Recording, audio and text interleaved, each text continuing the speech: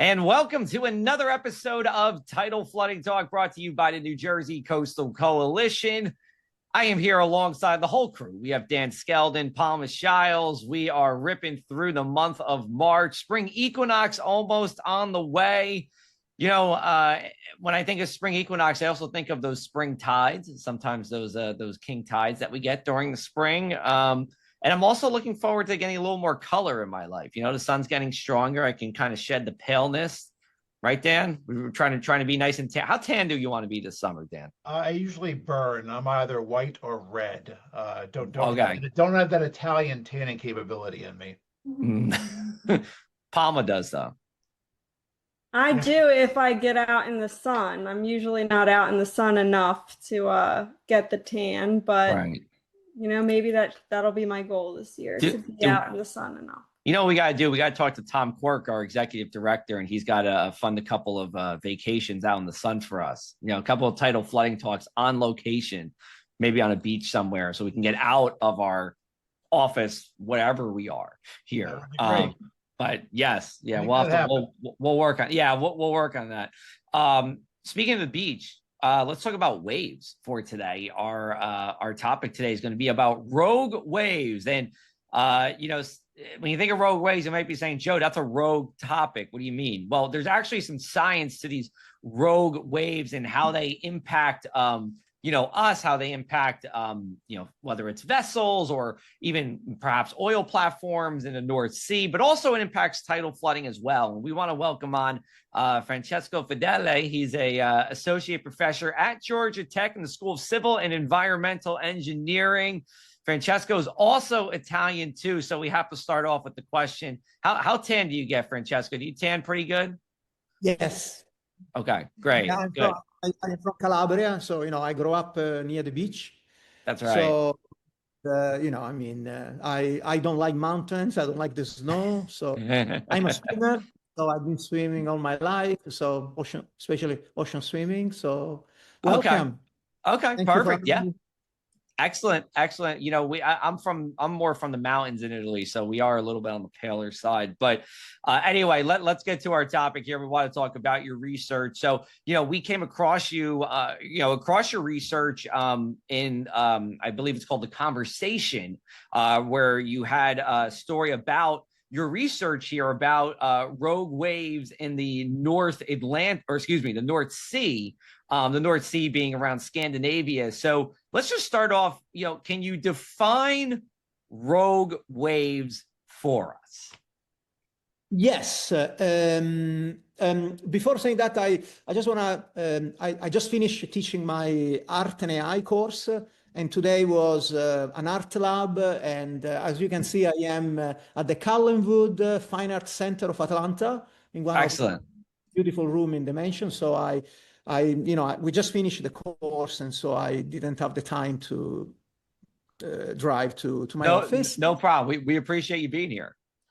Yes, thank you. So, would you mind if I share some slides? So yeah, absolutely. Yeah, please go for it. You know, okay. Let's see. And okay. Yeah. Good. Okay. Rogue waves. Originally, no, the first rogue wave that happened in the North Sea was at the Draupner platform. You can see here it happened in the January 1st, 1993.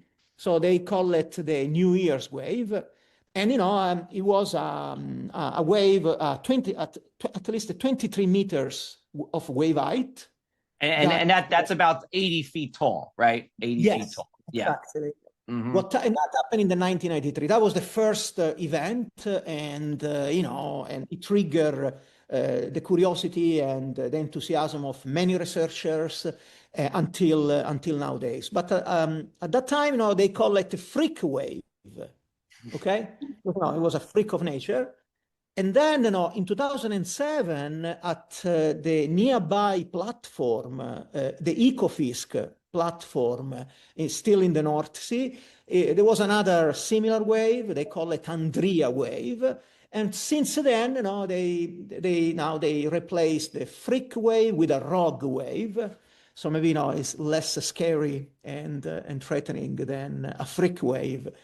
And so what happened, originally, you know, these waves, they occur in the open ocean, okay? And so, and that's, you know, the study mainly, you know, from then, you know, we try to understand what are the physical mechanisms that can generate such a huge, enormous wave in the open ocean away from the coast, and so and what happened is that there are two main physical mechanism that researchers have been working on. One is the modulation instability, which I'm gonna tell you later, which is based on the nonlinear Schrödinger equation, and then, you know, and then there is the other physical mechanism based on the constructive interference of waves, plus the effect of sharpness of the crest due to bound nonlinearities.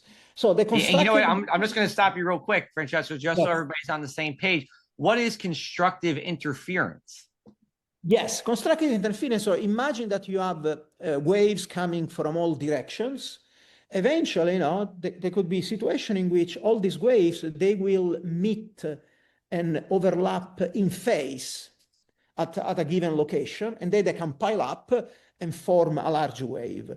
What is interesting that from a physical point of view, this constructive interference will lead to the creation of a wave group that you can see here on my left plot.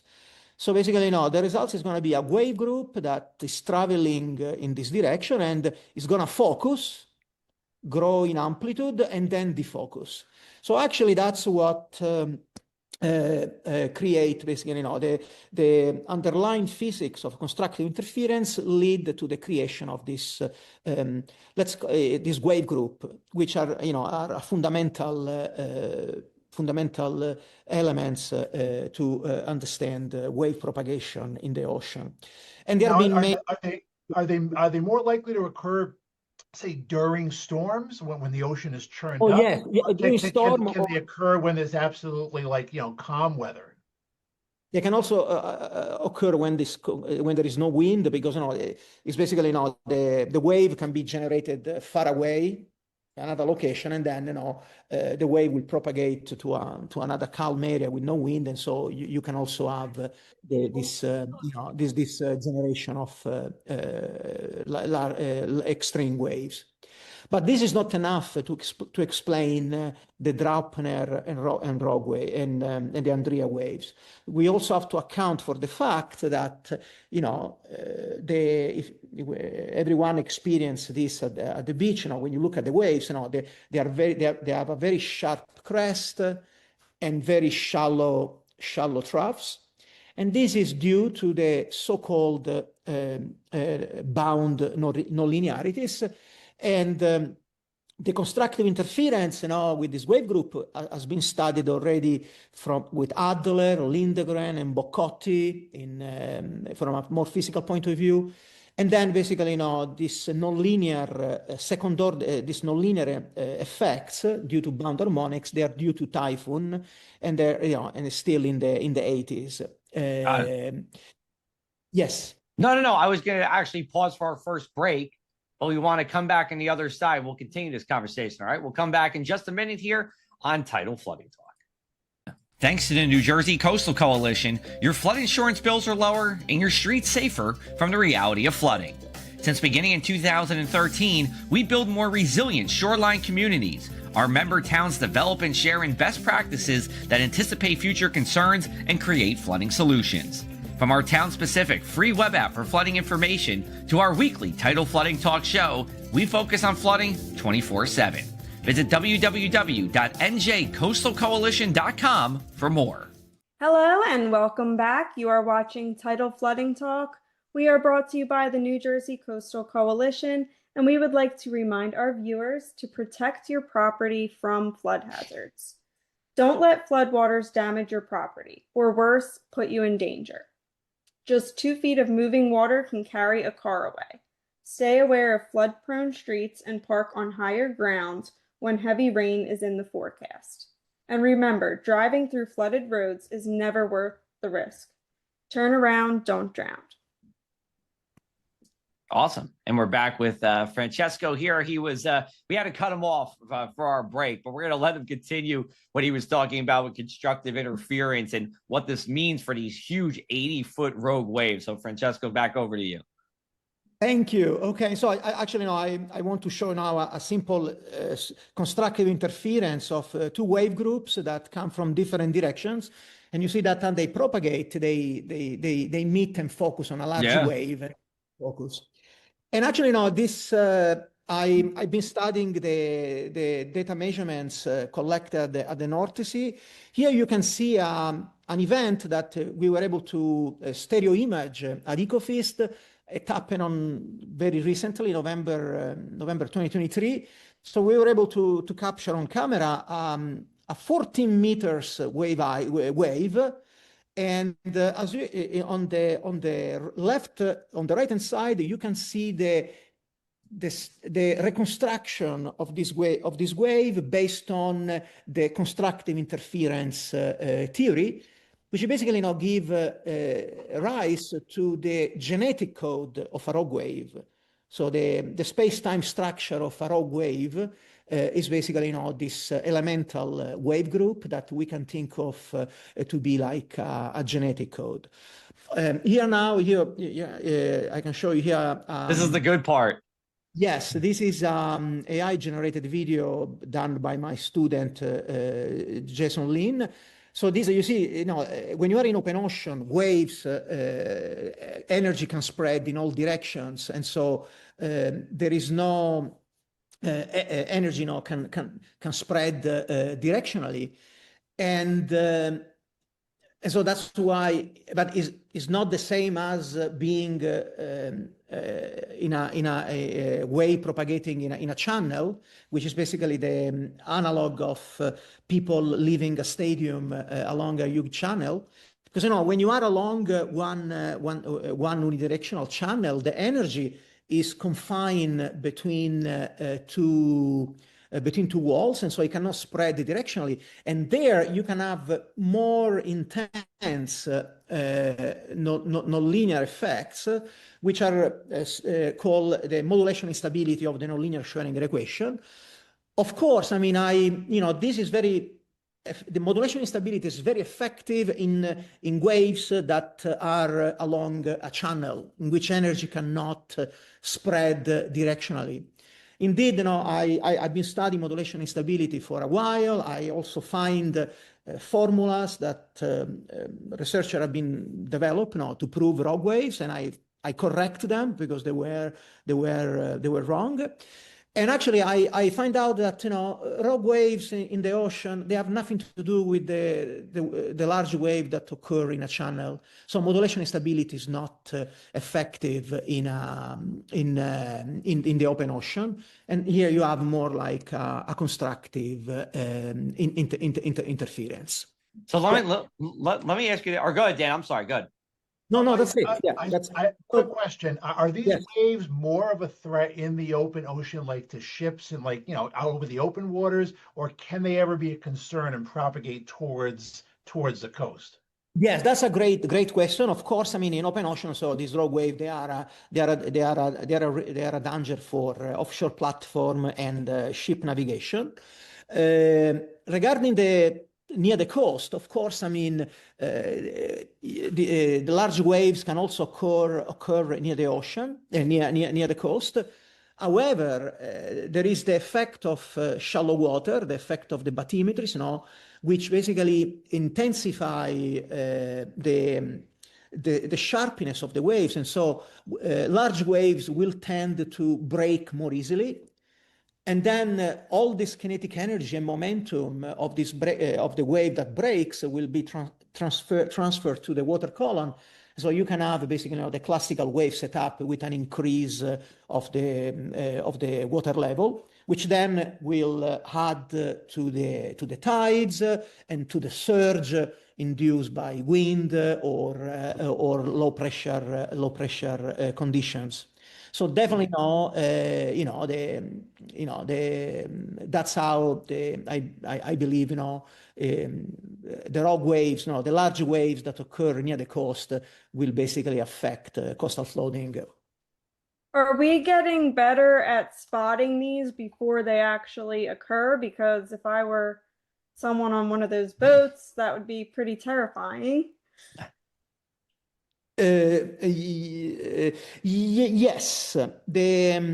What happened is that these waves, they occur in groups. And so it's very important to account for the space-time evolution of a wave. And I give you an example. So, for example, for the case of ship navigation, a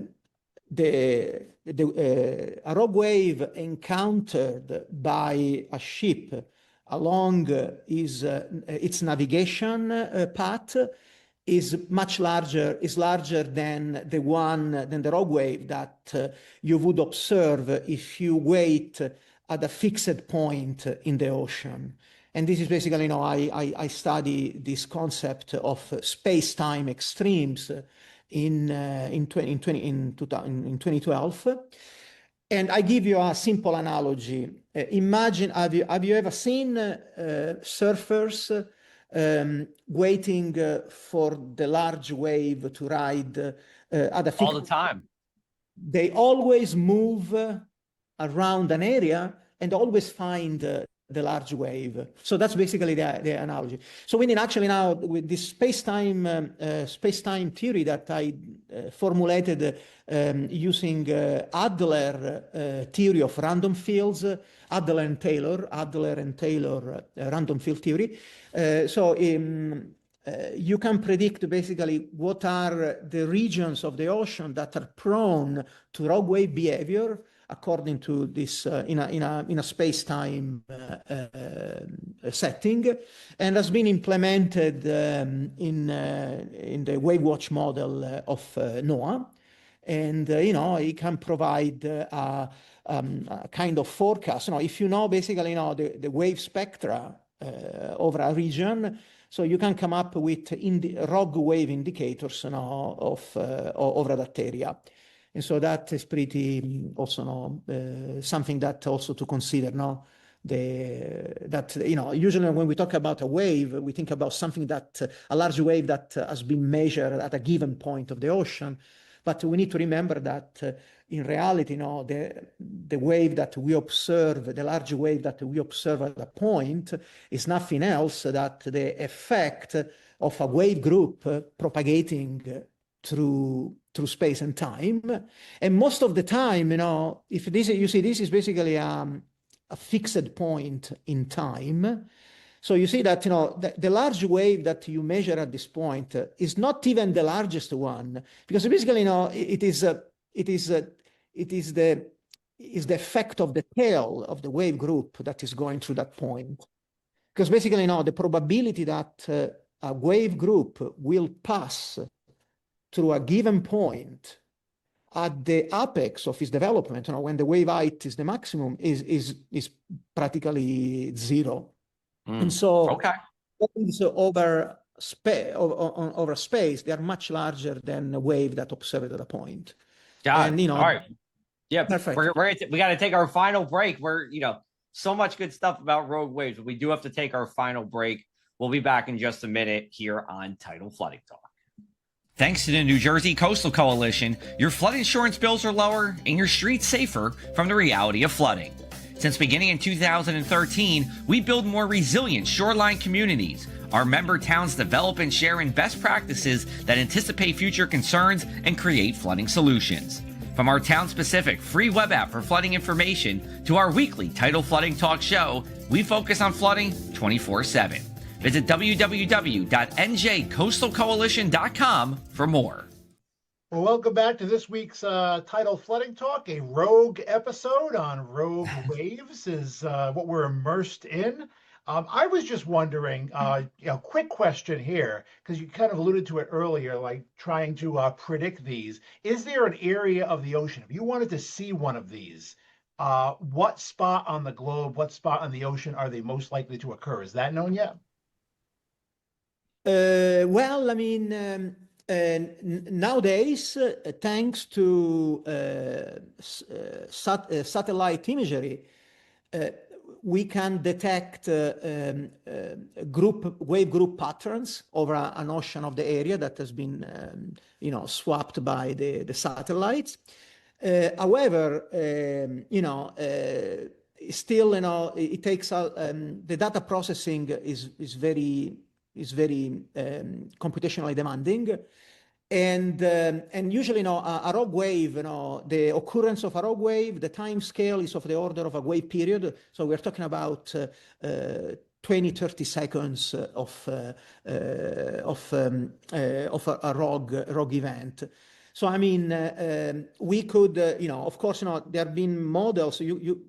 If you want to do a kind of data simulation for forecast of this event, so you could train a system that can acquire real-time measurements, from a radar or from satellites, and then, based on this input, run a numerical model that can give you a forecast of the wave field around the tank or the ship. And but of course, I mean, this, they cannot be done real time, so we're not there yet. But the computational powers of computers is increasing, and probably in the next 5 years maybe we're going to see some breakthrough with the real-time prediction that include phase resolving modeling of waves. The AI is going to also be I think it's going to have a great impact on predicting rogue wave patterns, because the power of AI is that through all training an AI system on all this satellite imagery is able to see features and patterns that even for a human expert are difficult to see. And so, there may be a possibility through AI to find special features or patterns that can basically forecast rogue waves. My recent research that I published in the archives and now is under review for a scientific journal, I basically show that rogue waves, they break. And what I found the point of no return of a rogue wave, which we call it the breaking inception. This was formulated initially in 2018 by Mike Banner and Xavier Bartholomé and his students. And the breaking inception of a large wave is basically the point of no return. The wave basically knows that it will eventually break. It didn't break yet, but it knows that it will break. And then, once it breaks, this will occur at the breaking onset, with then all the energy converted in turbulence and so on. The fragmentation of the wave in. And what I found with my recent work, and so by studying the full nonlinear equation governing the dynamics of waves, I found that this point of no return is characterized by the critical slope of the surface to be at 22.5 degrees, which correspond to the silver ratio, which is basically the little brother of the golden ratio. And here now you can see the for example, the silver ratio is the A4 papers that you use for every day. Basically, they are designed with a silver ratio. And this is the famous great wave of Akasawi. So you can see that, it followed the silver ratio. So which actually, what is interesting here is that there may be a possibility, by being able to, so now we have this trigger point, this point of no return that has a characteristic. I think this it looks like to be a universal threshold that can be useful for to detect when a large wave break. And however, what is the problem here? That after this point of the no return is crossed, then eventually, it will take some time for the wave to break, but this time scale is still less than of the same order of the wave period. So again, there is an issue of computational time. So we need, but I believe that in the next 5 years, very soon, we're going to see some great breakthrough, especially with AI, that will be able to detect and find features and spatial patterns in rogue waves from satellite imagery that human experts cannot even see by eye. So that's pretty exciting. So it's also something that I start working on it. But first I have to understand what is AI and what it's doing. So trying to understand this new frontier. Yeah, yes. we're learning every day. We've seen a lot of good things come from it, at least in the weather world, and we'll hope it applies to here. So all right, so Francesco, we're gonna wrap up here with the one thing we can't stop thinking about, tidal flooding or otherwise. I'll start off for this one here. So March Madness. I can't remember why, but I somehow became the March Madness bracket guy. So I am now the keeper of the March Madness bracket. So, I like doing it. I don't know how I got roped into it. I'm somehow like the lottery March Madness guy. Dan, correct me if I'm wrong, but I think when you were at the Press of Atlantic City before me, weren't you also the lottery March Madness guy? I was. I think it's a meteorologist thing. Yes. Is it? Okay. All right. So that's my one thing I can't stop thinking about is collecting everybody's Venmos for March Madness. Palma, what's going on?